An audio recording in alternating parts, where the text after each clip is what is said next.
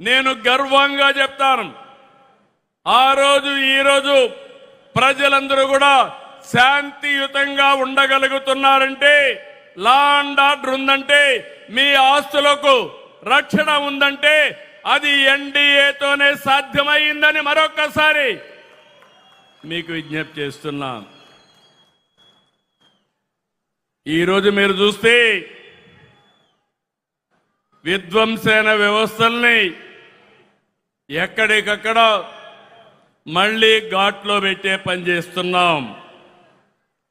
దీనికి కేంద్రం సహకరించింది.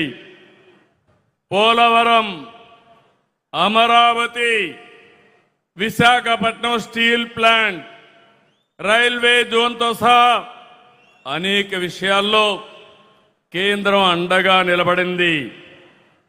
ఇంకో పక్క ఎన్డీఏ పాలనలో ఇటు రాష్ట్రంలో అటు దేశంలో అనేక కార్యక్రమాలు జరుగుతున్నాయి. మీరు ఒక్క విషయం గుర్తుపెట్టుకోవాలి. నిన్నే నేను చెప్పాను, 21st century belongs to Narendra Modiji. 2001లో ప్రధానమంత్రి అయ్యాడు, 2001లో గుజరాత్లో సీఎం అయ్యాడు, 2014లో ప్రధానమంత్రి అయ్యాడు. 25 సంవత్సరాలుగా వరుసగా ఎన్నికల్లో గెలవడమే కాకుండా ఓటమి ఎరగని నాయకుడు నరేంద్ర మోడీ గారని చెప్పి నేను మీ అందరికీ విజ్ఞప్తి చేస్తున్నా. అందుకే నేను ఒక మాట చెప్పాను, ఈ 20 అటు గుజరాత్లో కానీ ఇటు ఢిల్లీలో కానీ అనేక కార్యక్రమాలు చేయగలిగారు. 12 ఏళ్లు ఉన్నారు, 25 కోట్లకు పైగా ప్రజల్ని పేదరికం నుంచి విముక్తి కలిగించారు.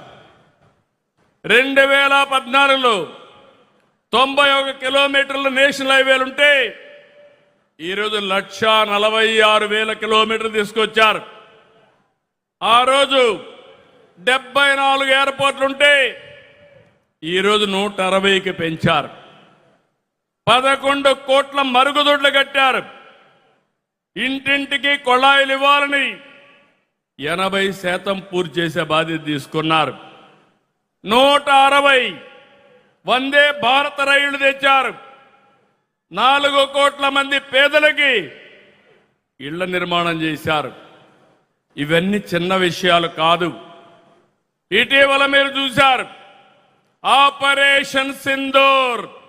కబద్దార్, ఎవరైనా మా జోలుకొస్తే ఏం చేస్తావో చేసి చూపించిన ఘనత నరేంద్ర మోడీ గారిది. ఈ విషయంలోనే కాదు, మీరు ఒక్కసారి గుర్తుపెట్టుకోవాల్సింది అనేక విషయాల్లో చంద్రయాన్, గగన్యాన్ ఇలాంటి విషయాల్లో మన దేశ